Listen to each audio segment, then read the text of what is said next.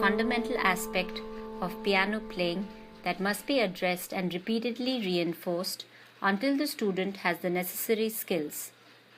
Incorrect hand position can lead to excess tension while playing and even injury.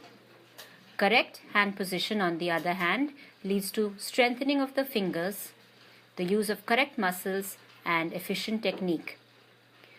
Good hand position involves round fingers as if holding a ball.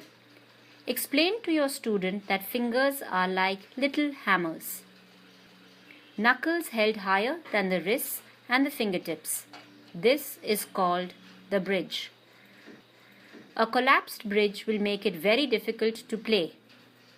Loose wrists, which are held neither high nor low but in the middle, in line with the lower part of the forearm.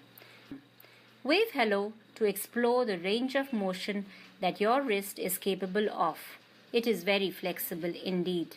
The side and the tip of the thumb must be used to play. The thumb is held in opposition to the rest of the fingers and must move up and down sideways.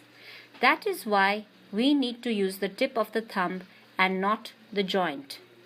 We also need to work at playing lightly with this finger.